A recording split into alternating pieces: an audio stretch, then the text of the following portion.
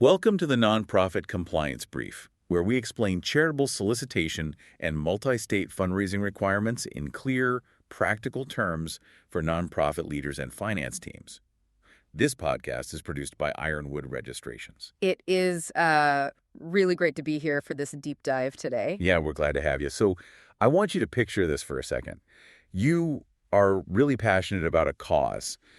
Maybe it's literacy, maybe it's saving the wetlands, whatever it is. Right, you're deeply invested. Exactly. You've been volunteering, you've been, donating a bit, and finally someone taps you on the shoulder and says, "Hey, we want you on the board." Oh, that's a moment of pride for a lot of people. You really feel like, wow, I'm going to make a difference. Yeah, you say yes, you show up to that very first meeting, Yeah. and then the binder lands on the table. The dreaded binder. Or, these days, the massive Dropbox link arrives.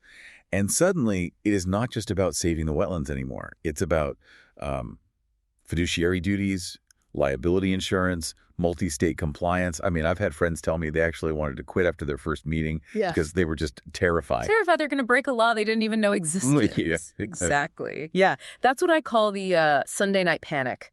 It is incredibly common. Because that shift from being a supporter to being a governor, it's a massive psychological leap. You go from basically cheering for the team to suddenly realizing you are technically responsible for the entire stadium. And that is exactly the murky water I want to clear up for everyone in our deep dive today. Because there is just this massive gap between what people think a board member is responsible for, which is usually, everything. Right, literally everything. And what they are actually responsible for. So to set our roadmap today, we need to answer the central question. If I'm on a board, do I need to be the one filing the tax returns? Do I need to, memorize the charitable solicitation statutes of all 41 states? The short answer is a very hard no. Okay. But the long answer is that you do need to know enough to know if those things are actually happening. We really need to separate oversight from operations today. I mean, if you are doing the actual filing, you aren't governing. You're just volunteering as unpaid staff. Which happens a lot. It does. But those are two very different lanes. Okay, let's establish those lanes right now because I think they get blurred constantly, especially in smaller organizations where everyone is just pitching in. If the board's lane is oversight, what does that actually look like in practice? Because oversight is kind of just a vague corporate buzzword. It is vague, yeah, until you break it down into the actual legal framework. In the nonprofit world, we generally talk about the three primary fiduciary duties. And honestly, if you take nothing else away from this discussion today, memorize these three: duty of care, duty of loyalty, and duty of obedience. Okay, those sound a little bit like wedding vows. To love, honor, and obey. They kind of are. Let's unpack them a bit. Yeah. So duty of care. That sounds like I just, need to be nice to people. It sounds soft, sure, but it is actually about competence. Duty of care means you are simply paying attention. You are reading the board packet before the meeting. You're asking questions. Like, if the building is actively burning down, you aren't ignoring the smoke. Right. It essentially means acting with the level of care that a, quote, prudent person would use in a similar situation. So if I skip, say, 5 meetings in a row, and I don't bother to read the financial report that clearly says we're going bankrupt, I've breached the duty of care. Precisely. You were completely asleep at the wheel. That's a breach. Got it. Okay, number 2 was duty of loyalty. Yeah. This one is about putting the organization's interests way above your own. This is basically where conflicts of interest live. So let's say you're on the board and your brother owns a printing company. Okay. The nonprofit needs some new brochures. If you push the organization to hire your brother without disclosing that relationship to anyone, or if the price is way higher than the standard market rate, that is a breach of the duty of loyalty. You are serving your brother, not the nonprofit. That feels pretty straightforward, though I bet it gets really messy in, small towns where everyone knows everyone. Oh, absolutely. It happens all the time. What about the third one? Duty of obedience. That one sounds the most strict. Who exactly are we obeying? The board chair? No, you are obeying the mission and the law. And this is really where compliance comes in. You have a strict duty to ensure the organization stays true to its tax-exempt purpose. No mission drift. Exactly. If you're an animal shelter, you can't suddenly start using funds to, fix potholes in the city streets. But you also have to obey external laws. That includes IRS filings, basic employment laws, and crucially for our listeners today, charitable solicitation registration. Right. And this is exactly where the anxiety spikes for people. Because obeying the law sounds very binary. You either did it or you didn't. Right. And if the organization missed a filing in, say, Mississippi, has the board breached its duty of obedience? Are they in trouble? This is where the nuance really matters. The board is not expected to know the exact deadline for the Mississippi renewal form. They are expected to ensure a system exists that knows the deadline. Ah, okay, a system. Yes. If the board says, hey, we don't care about state laws, we're just going to fundraise illegally anyway, that is a massive breach. But if the board says, executive director, do we have a process for our state registrations? And the ED says yes. And then the ED just makes a clerical error and misses one. That's not on the board. Exactly. That is not a board failure. That's an operational error. Wow. Okay, that's a huge distinction. So my job isn't to actually, lick the stamp. My job is to ask, do we have a budget for stamps? And is someone assigned to mail these letters? Exactly. Yeah. But the key is you have to actually ask. You can't just assume it's happening. The whole day-to-day misconception is that the board needs to micromanage those filings. They really don't. In fact, if a board member is rewriting the grant application or double-checking the math on the state registration forms, they are probably getting in the way. There's that old phrase, right? Nose in, fingers out. That is the classic mantra. Stick your nose in to smell if anything is burning, but keep your fingers completely out of the pie. I love that. Let's talk about the money, though, because duty of care implies I really need to understand the financials. And frankly, a lot of board members are not accountants. They see a massive spreadsheet, their eyes totally glaze over, and they just vote yes to approve the budget because they don't want to look stupid in front of everyone else. And that is an incredibly dangerous dynamic. Look, you do not need to be a CPA, but you absolutely need to understand the narrative of the numbers. Financial oversight is the bedrock of compliance. Because it all comes back to the money. Always. Almost every single compliance failure eventually shows up somewhere in the bank account. So give us the cheat sheet then. If I'm a non-financial person looking at a big balance sheet, what are the red flags I should be hunting for? I always tell people to look for 3 specific things. First, solvency. Do we actually have enough cash to pay the bills for the next 3 months? If the cash flow is razor thin, you need to be asking really hard questions about sustainability right then and there. Makes sense. Second, look at restricted funds. This is a huge trap for nonprofits. Explain that one a bit more. The difference between restricted and unrestricted. Sure. Let's say you got a $50,000 grant specifically to build a new playground, but payroll is coming up on Friday, and the general checking account is totally empty. So the executive director decides to just borrow from the playground money to pay the staff, fully intending to put it back later when donations come in. I mean, that sounds logical, but I'm guessing it's highly illegal. It is a massive compliance violation. That is restricted money, period. If a board member sees that the quote-unquote playground fund is empty, but they look outside and no playground has been built, they need to stop the meeting immediately. That is a duty of obedience issue. You cannot use restricted funds for basic operating expenses. That is a really great specific example. What's a third thing on your cheat sheet? The connection to the audit.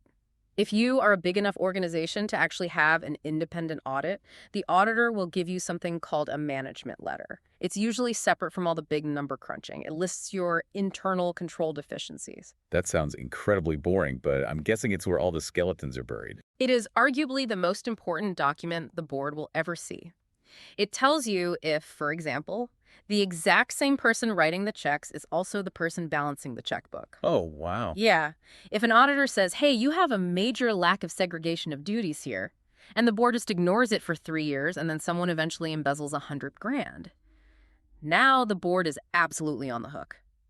Because they were officially warned, and they did nothing about it. Okay, you just said the scary phrase, on the hook. Let's pivot to personal liability. Because this is the nightmare scenario for everyone, right? I'm volunteering my free time, I'm trying to help my community, and suddenly I'm being personally sued or fined because the nonprofit messed up. How real is that fear, really? The fear is often much, much larger than the reality, but I have to be honest, it's not zero. The legal standard for personal liability usually involves gross negligence or willful misconduct. Define gross negligence for us. Is that just making a really, really big mistake? No. Making a normal mistake is just negligence. Gross negligence is a reckless disregard for the truth. It's basically seeing the cliff approaching and hitting the gas pedal anyway. Okay. So if a board member actually steals money, Liability, if the board knows the organization is actively running a fraudulent fundraising scheme and just sits back and does nothing. Mm. Liability. But if the organization simply forgets to file a 990 extension and gets hit with a penalty fee, that just comes out of the organization's budget. It does not come out of the board members' personal pockets. So regulators aren't like hunting for board members' houses because of a typo on the state form. Exactly. Regulators just want compliance. They don't want your house. They want to see what we call active governance. What does active governance actually look like to an outsider? If an attorney general from, say, California or New York looks at a charity, how do they know if the board is doing its job? They look at the minutes. The minutes, Yeah. the boring notes that literally nobody wants to take. I know, but if it isn't written down, legally, it didn't happen. If the board made a major decision, like entering a contract with that Brothers printing company we talked about earlier, and the minutes don't show a discussion, a formal vote, and a recusal by the brother, then it looks like corruption to an investigator. Wow.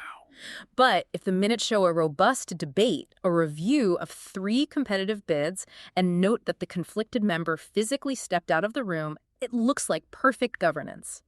Documentation is your shield. That is so important. So we've covered the duties, we've covered the liability, Yeah. but organizations change over time. A startup board is going to act very differently from the board of a $20 million organization. As the nonprofit grows, the compliance footprint gets way bigger, doesn't it? It does. And this brings us to a really critical realization, which is that compliance tends to expand alongside fundraising growth. And organizations that review requirements periodically avoid most problems. It almost sounds like a law of physics. Yeah. As the money grows, the paperwork grows. It's undeniable. Think about it. When you start out, you're usually just asking friends and family for money. You're likely only registered in your home state.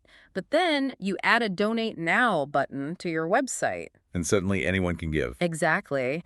Suddenly, you might be soliciting in all 50 states. Then you start mass email campaigns. Then you hire a professional fundraiser. Every step adds a new layer of rules. And I assume the states don't all use the exact same form, right? That would be too easy. I wish they did. There is something called the Unified Registration Statement, or URS, which was a noble attempt to standardize things years ago. But honestly, many states have moved away from it entirely to their own custom online portals. So now you have different deadlines, different fee structures, entirely different audit thresholds for every state. So a board member of a rapidly growing organization just needs to pause and ask, hey, we just launched a national campaign. Did we actually update our state registrations? Exactly. The board does not go fill out those state forms, but they must ensure the annual budget includes the filing fees and the staff or external partners to manage that sheer volume of work. You cannot run a national fundraising program on a local compliance budget. That makes perfect sense. And this brings us right to policies. Earlier, we talked about duty of loyalty, and you mentioned conflicts of interest. Is that usually just a handshake agreement among friends? No, it needs to be a written policy, formally signed annually by every member. This is really where the board protects itself. A conflict of interest policy is your first line of defense. But there are a few others you absolutely need. Which ones are completely non-negotiable? A whistleblower policy is essential. See, that always sounds so dramatic to me, like we're expecting a corporate spy in the ranks. Why does a tiny literacy nonprofit need a full whistleblower policy? Because intimidation happens everywhere, regardless of size. If a junior accountant notices the executive director is using the company credit card for personal vacations, they need a legally safe way to report that directly to the board without getting fired by that same ED. If that policy doesn't exist, the fraud just continues until the money is completely gone. The policy creates a safe pathway for the truth to reach the board. That totally makes sense. It's a safety valve. What about document retention? That's the third big one, document retention and destruction policy. It sounds incredibly dry, but you need to know exactly how long to keep donor records, employment records, and board minutes. And equally important, when to actually destroy them so you aren't paying ridiculous storage fees for paper from 1990 that you have zero legal requirement to keep. So true. All right, so we have the 3 duties, the growth curve, the policies. But let's get real for a second. Most board members are busy professionals. They have full-time day jobs. They're quickly reading the board packet on the train on the way to the meeting. How do they actually do all of this oversight without it becoming a second full-time job? We need some practical habits here. It really comes down to the dashboard concept. You do not need to read every single email the staff writes. You just need a simple one-page dashboard presented at every meeting. What's on a dashboard? Compliance status. Green, yellow, red. Are our state filings up to date? Yes or no? Are our 990 and our audit on schedule? Yes or no? So I don't need to see the actual receipt for the filing fee. I just need to see the green light. Correct. And then you need a section for risk. What is keeping the executive director up at night right now? Is it a cash flow issue? Is it a potential lawsuit? A new state regulation? The board meetings should focus on the future and the big risks, not just reviewing what happened 3 months ago. That is a great pivot for a board to make. Move from history class to a strategy session. And part of that is asking the right questions. Instead of asking, hey, why did we spend $50 on coffee for the office? Ask, do we have sufficient reserves to cover next month's payroll if this big grant is delayed? That is a governance question. The coffee is a management question. That distinction right there, governance versus management, that seems to be the hardest thing for people to learn, especially if the board member used to be a hands-on volunteer who literally was the one making the coffee. Oh, it is the hardest transition by far. We often call it founder syndrome when the original board just can't let go of the daily tasks. But for an organization to scale, the board has to mentally move up to the balcony. You simply can't see the whole dance floor if you're down there in the mosh pit. I love the idea of the balcony. But sometimes, the view from the balcony is a bit foggy. What if the staff just isn't being transparent? What if the dashboard is showing all green lights, but the reality on the ground is red? That is exactly where the relationship comes in. Ronald Reagan used to say, trust, but verify. This is why you have an external audit. This is why you occasionally hold executive sessions where the board meets without any staff present just to check in honestly with each other. And honestly, it's why you have to cultivate a culture where bringing bad news is okay.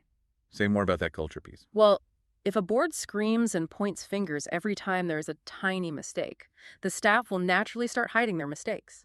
But if the board says, thank you so much for bringing this compliance gap to our attention, let's figure out how to fix it, then you get real transparency. You want a culture where the executive director feels completely safe saying, hey, we messed up and missed a deadline in Florida. Because if they are too scared to tell you about Florida, they definitely won't tell you about a massive financial crisis. Exactly. Fear always drives compliance underground. Support and resources bring it into the light. We've covered a ton of ground here today. We've gone from the big three, duties, care, loyalty, obedience, all the way to the specifics of financial red flags and the absolute necessity of good policies. If we had to boil this down for the listener who is, let's say, walking into a board meeting tonight, what is the one single thing they should change about their approach? Stop trying to do the work yourself and start ensuring the work can actually be done by the organization. Ensure the work can be done, meaning giving them resources. Yes. A board absolutely cannot demand gold standard compliance and then turn around and refuse to approve the budget for a compliance officer or an external firm or good software. You can't ask for a mansion on a tent budget.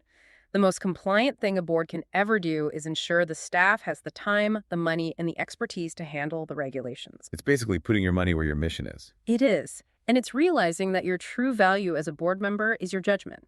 You are there to ask, does this make sense? Is this legal? Is this ethical?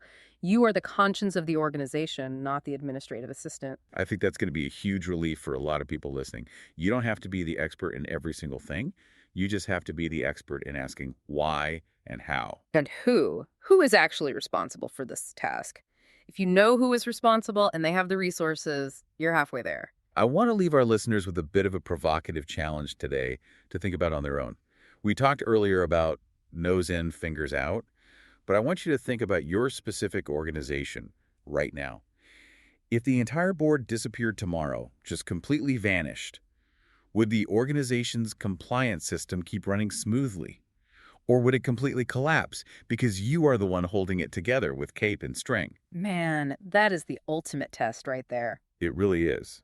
Because if the answer is it would collapse, then you haven't actually built a system. You've just built a dependency.